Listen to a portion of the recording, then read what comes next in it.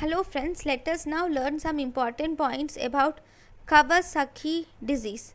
This Kawasaki disease is actually an acute febrile disease which is seen in infancy and childhood.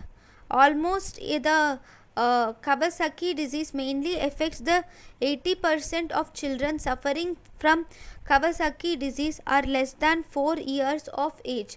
It will mainly affect the large to medium sized vessels, or it will even affect the smaller vessels.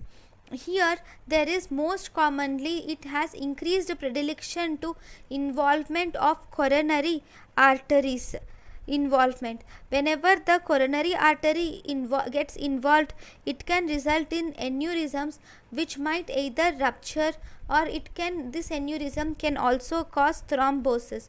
Whenever this aneurysm of coronary artery causes thrombosis, it can result in MI.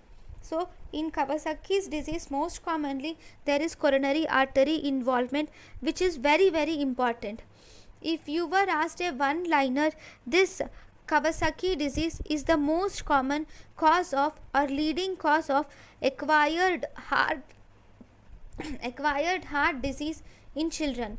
The leading cause of acquired heart disease in children is this Kawasaki's disease.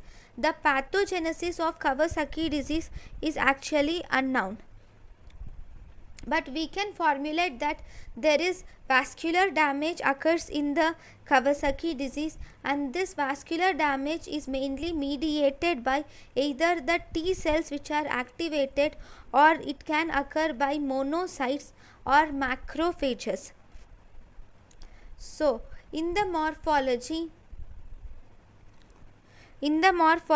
here we have to here there is dense transmural inflammatory infiltrate is present along with fibrinoid necrosis. It is almost similar to polyarteritis nodosa, but here the fibrinoid necrosis is actually lesser than that present in polyarteritis nodosa. Here the main important thing is aneurysm formation of coronary artery. This is one thing which you should no one should forget. Okay, next, if you see the clinical features, everything is red. There is red eyes, that is conjunctivitis.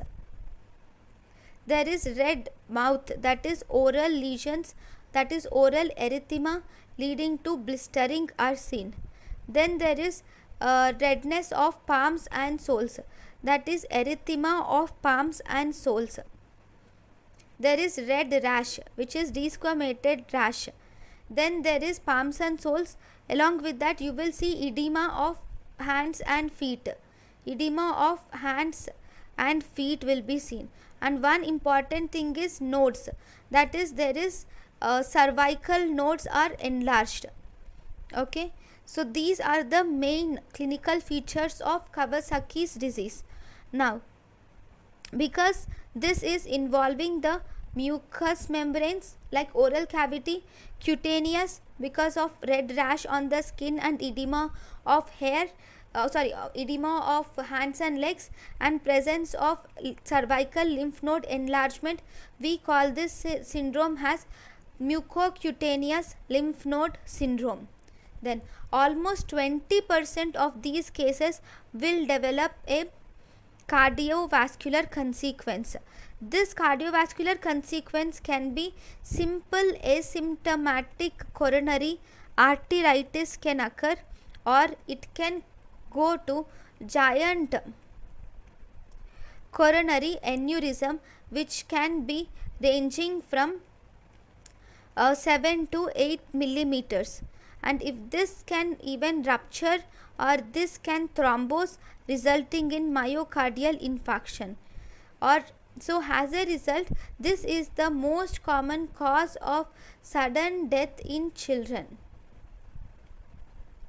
Right? Next, If you were asked about the treatment is you will have to give IV immunoglobulin, because there is increased propensity of this to thrombose. We should give aspirin to reduce the risk of thrombosis or coronary artery disease.